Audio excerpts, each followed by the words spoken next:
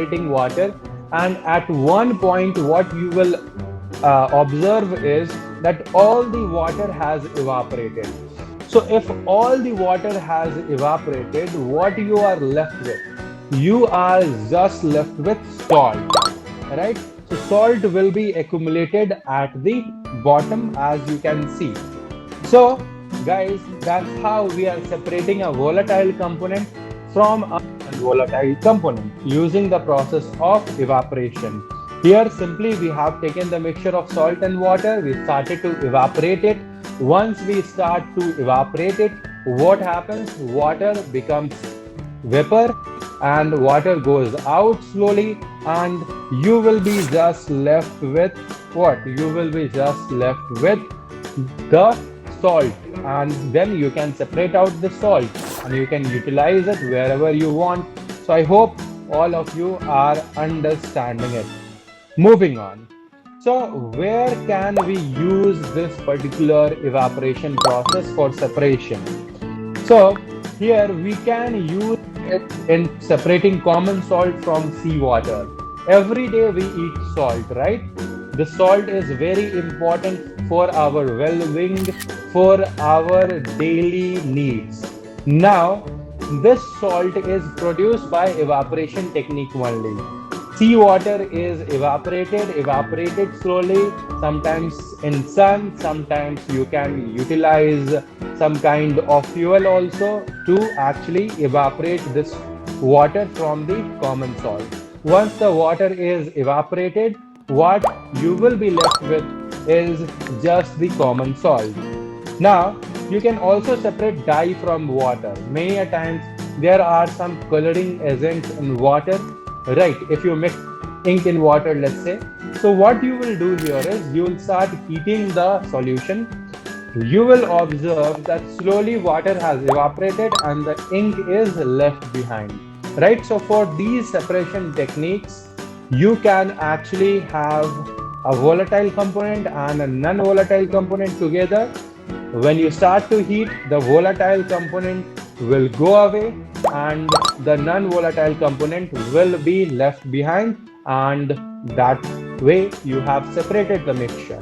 Alright, so hope that is clear with all of you, and this is the process. Solution is there, we are heating it in an evaporating dish, and that way we can separate it.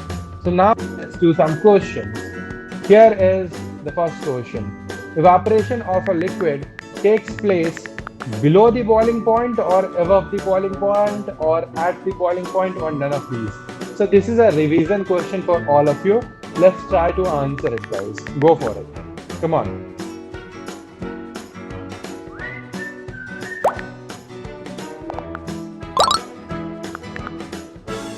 Muhammad Salman, then Shreya, Same, then Naman and Varshini. These are the fastest one here. Hey guys, you have 30 seconds to answer the question. So go for it now. Last 5 seconds are left. Last 5 seconds, guys. Go for it. Go for it.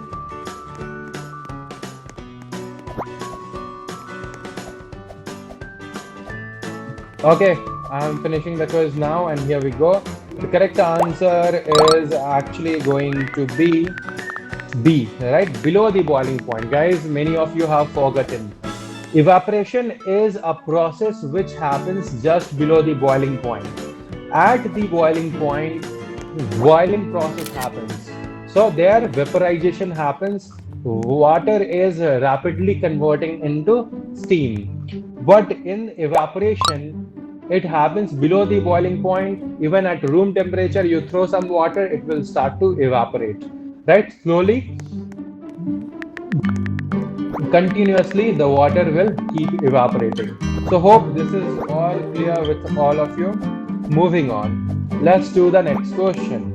Which of the following mixtures can be separated by evaporation? Salt and water, sugar and water, salt and alcohol, all of the above. So guys, remember this point, that this evaporation is only applicable for separating those mixtures which have one volatile component and one non-volatile component. So, what do you think in these cases? Salt and water, sugar and water, and salt and alcohol. If all of them you think are correct, you can go for all of the above. If a specific one you think, you go for one specific answer. So, give it your best. Go for it. I'm starting the quiz now. Come on. Gautam Krishna, Nami 7, Ananya S. Krishna, Naman. These are the fastest ones here. Very good. Well done.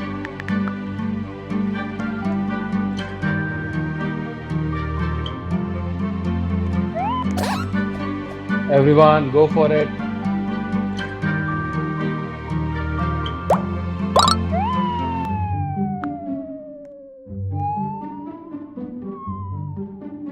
Time is almost up. Last 5 seconds I'm giving you all.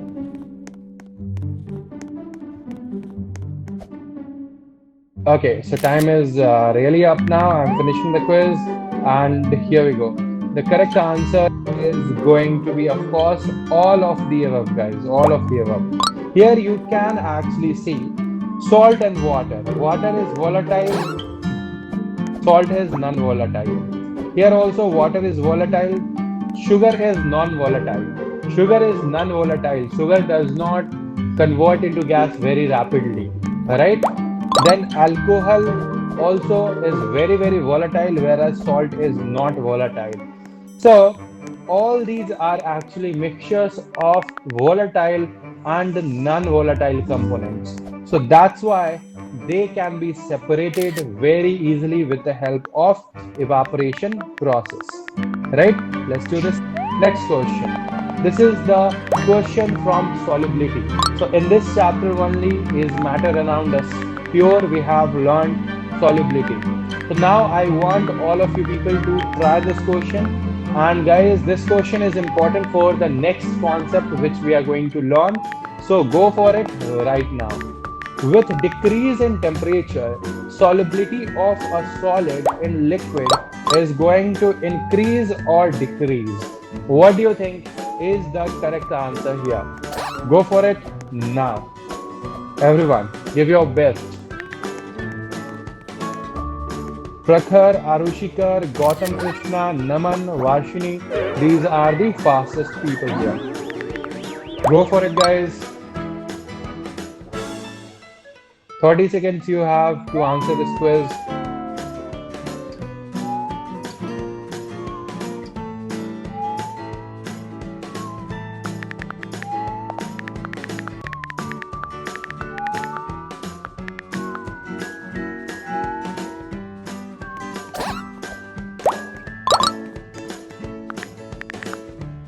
Come on, everyone, go for it. Time is almost up, guys. Now I'm going to finish the quiz here. Okay, 45 seconds I have given, right? So here the correct answer is decreases. Guys, when we prepared saturated solution, unsaturated solution, supersaturated solution, during that time we saw that when you increase the amount of heat, the intermolecular separation will increase, and due to increase in intermolecular separation, what we will see is that more and more solute can be dissolved, right? So if you increase the temperature, solubility is going to increase. If you decrease the temperature, solubility is going to decrease. So here decreases is the correct answer. So in case of solids dissolving in liquid, you can say that solubility is directly proportional to temperature. I hope all of you know what is directly proportional, right? So if solubility is going to increase, temperature is also going to increase. Or if temperature decreases, solubility also decreases. Both go hand in hand. Hope that is clear with all of you. Now let's move on and let's understand the next process. The next process is called as crystallization. See guys, it is a process that separates a pure solid in the form of its crystals from solution. So this process is utilized to separate a pure solid from the solution. Okay, so here let's see how it is done. there are three steps in this particular process. The first step is evaporation. As you can see, the first step is evaporation. The second step is filtration. And the third step is drying. Okay, so these are the three steps here. Now guys, here you can see, suppose we have put in salt plus water, right? So salt and water are there. Now initially what we will do, we will start the evaporation process. We'll start heating it. Now when we start to evaporate it, we don't have to evaporate the entire liquid. We just have to evaporate some amount of liquid. Now, after you have evaporated some amount of liquid, let it cool down.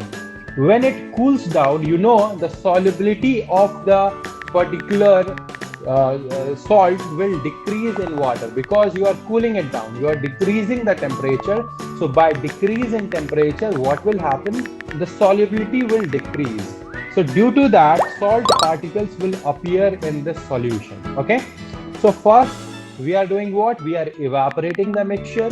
When we are evaporating the mixture, we will observe that a lot of liquid has gone out, a lot of solvent or water has gone out. Now, after that, when you are cooling it, solubility will decrease, and because the solubility will decrease, the salt particles or the salt crystals will separate out. When it will separate out, then with the help of a filter paper, you are going to filter all the solid particles here, right? After you filter the solid particles here, then you put that solid particle in a particular vessel, in a plate-like material, and then you dry it.